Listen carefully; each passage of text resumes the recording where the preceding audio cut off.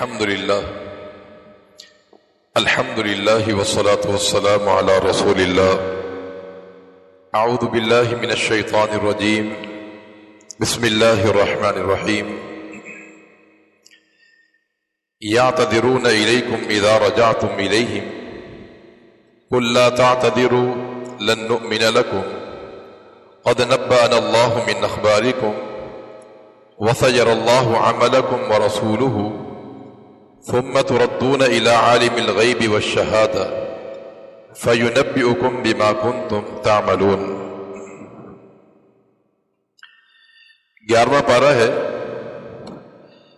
اس کے آغاز میں اللہ تعالی نے ان منافقین کا ذکر کیا جو غزوہ تبوک سے پیچھے رہ گئے تھے.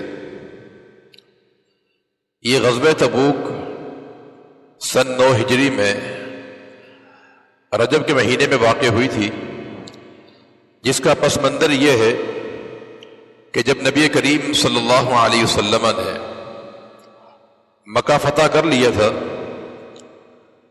تو پوری دنیا پر یہ بات واضح ہو گئی تھی کہ اسلام ایک سپر طاقت ہے، کہ جنہوں نے مکہ کو فتح کر لیا ہے. اس موقع پر روم کی جو سرزمین تھی، وہاں کا جو بادشاہ تھا، اس پر بڑی ہیبت اور خوف طاری ہوا اور اس نے مسلمانوں کو ختم کرنے کے لیے مکہ المکرمہ پہ حملہ کرنا چاہا. تو نبی کریم صلی اللہ علیہ وسلم کو جب اس بات کا علم ہوا تو آپ نے فرمایا کہ ہم یہاں رہ کر اس کا مقابلہ نہیں کریں گے، بلکہ ہم یہاں سے نکل کر اس کا مقابلہ کریں گے. تو آپ صلی اللہ علیہ وسلم نے پھر ان کا جو علاقہ تھا اس کا آپ نے محاصرہ کر لیا. تقریباً 20 دن ان کے علاقے کا محاصرہ کیا گیا تھا اور اللہ تعالیٰ نے ان پر ایسی ہیبت ڈالی کہ یہ مسلمانوں پر لڑنے پر آمادہ نہیں ہوئے تھے. اور یہ جنگ تبوک جو ہے یہ کئی لحاظ سے ایک مشکل ترین جنگ تھی. ایک وجہ تو یہ تھی کہ یہ سفر بہت لمبا تھا، اور دوسرا اس میں گرمی بہت زیادہ تھی، اور تیسری چیز یہ تھی کہ زمینیں پک چکی تھیں، ان کی فصلیں تیار ہو چکی تھیں.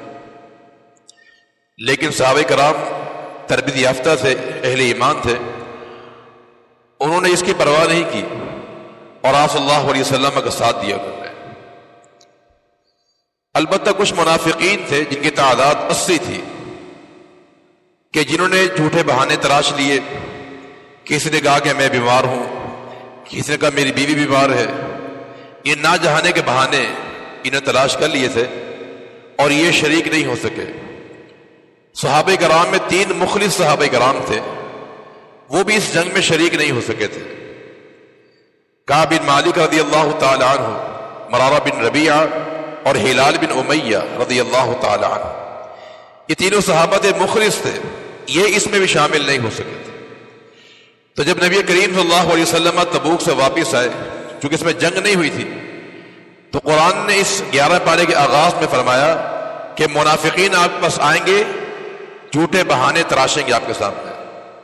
اور ایسے ہی ہوا، منافقین آئے، اللہ کے پیغمبر صلی اللہ علیہ وسلم کو اپنے بہانے بیان کیے، اپنی بیماری کا، بیوی کی بیماری کا، بچوں کا ذکر کیا.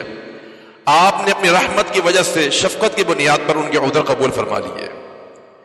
لیکن وہ 3 صحابہ جو مخلص صحابہ تھے، وہ اللہ کے پیغمبر کے پاس آئے، انہوں نے جھوٹ نہیں بولا، اپنی غلطی کا اعتراف کیا.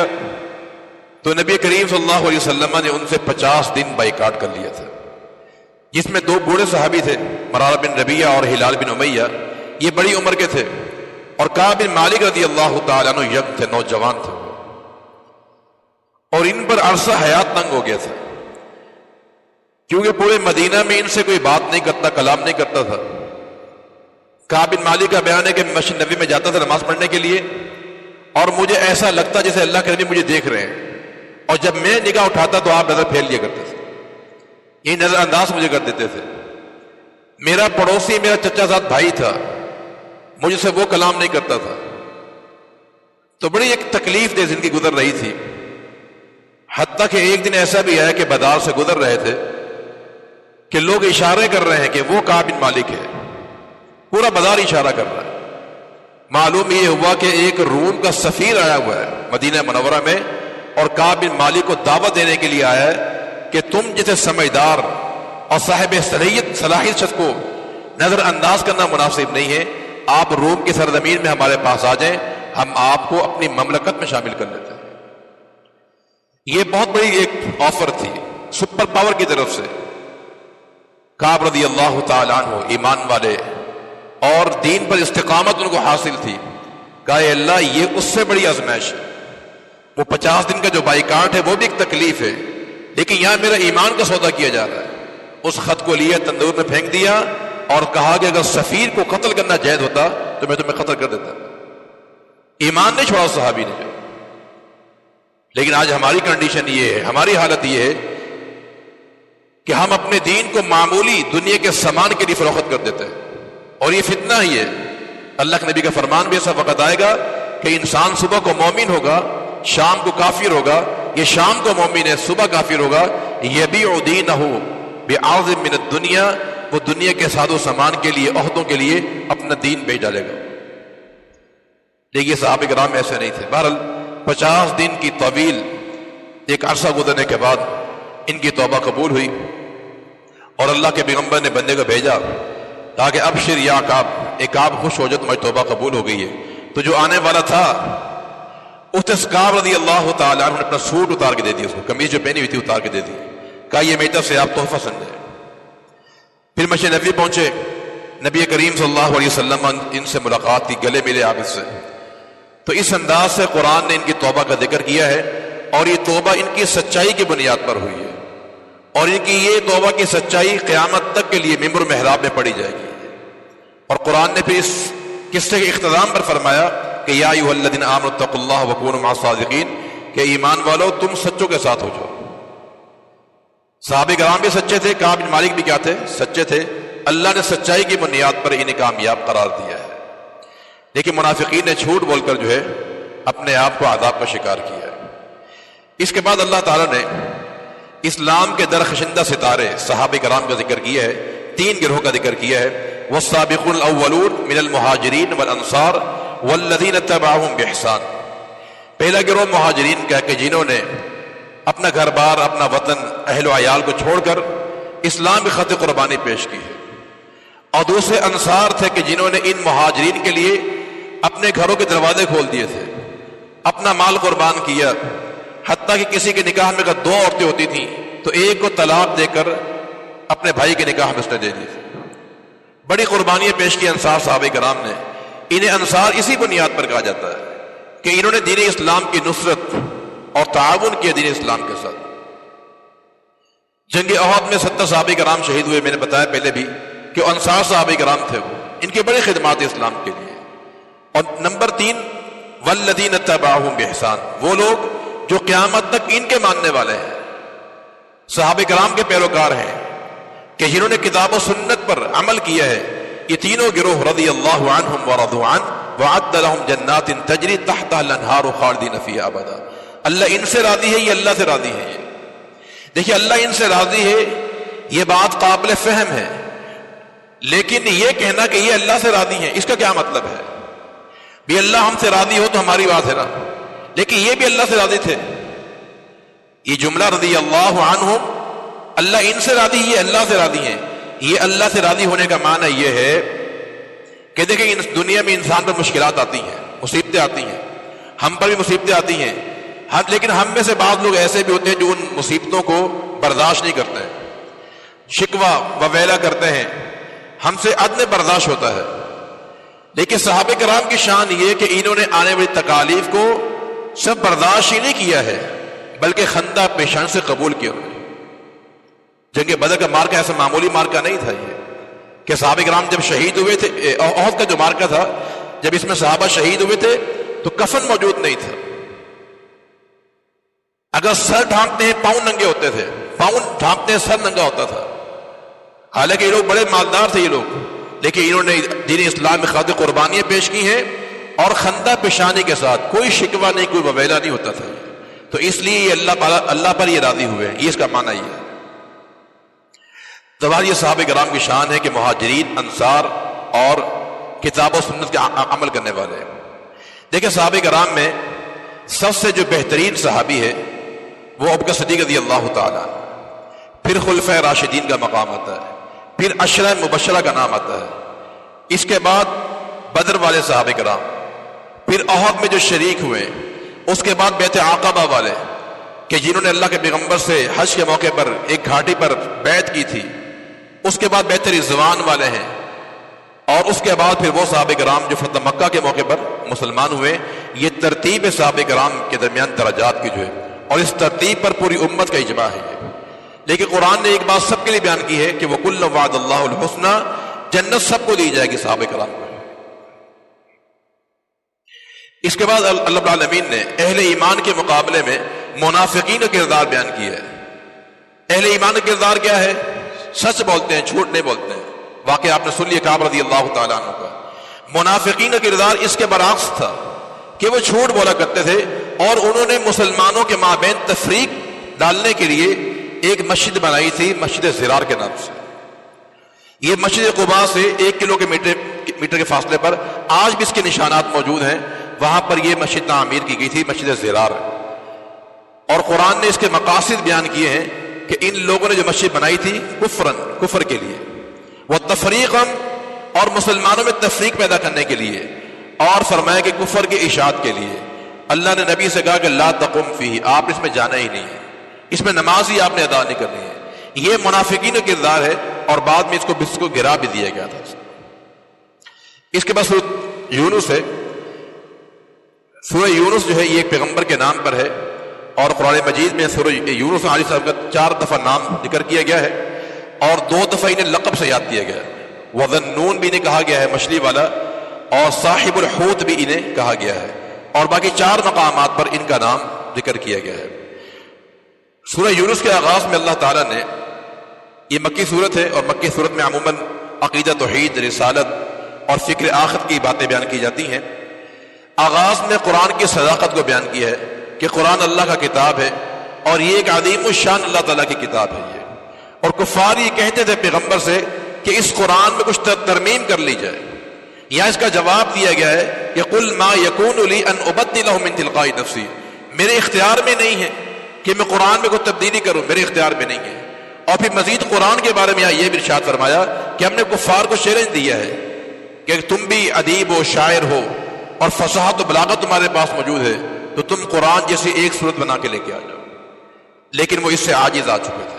تو قرآن کی صداقت کو یہاں پر بیان کیا گیا ہے، اور اس کے ساتھ ساتھ اللہ تعالیٰ کی کبریائی کو بیان کیا گیا۔ ان ربکم اللہ الذی خلق السماوات والارض، اللہ کی ذات وہ ہے کہ جس نے آسمان و زمین کو بنایا ہے۔ یہ اللہ کی تخلیق ہے یہ، اور جن کو تم نے معبود بنایا ہے انہوں نے کیا بنایا ہے؟ ھذا خلق اللہ فارونی ماذا خلق الذین من دونی، سورہ لقمان میں کہ یہ تو اللہ کی تخلیق ہے، اس نے آسمان کو بنایا، ستون بھی نہیں ہے اس کے، زمین کو بچھا دیا ہے، یہ سورج، یہ چاند کا نظام بنایا ہے، یہ اللہ نے بنایا ہے۔ جو جس کو تم پکارتے ہو ان کی کیا تخلیق ہے؟ یہ کان ہمارے بنائے، آنکھیں بنائی ہیں، دل بنایا، پورا وجود بنایا ہے، یہ اللہ کی تخلیق ہے یہ۔ لیکن جن کو تم اللہ کے ساتھ پکارتے ہو ان کی کیا تخلیق ہے؟ تو یہاں اللہ العالمین کی بریائی کا ذکر کیا گیا ہے۔ اور اس کے ساتھ ساتھ دنیا کی بے ثباتی، کہ دنیا ایک فانی، ایک عارضی چیز ہے، اس کو سمجھایا ایک تمثیل کے ساتھ، ایک مثال کے ساتھ۔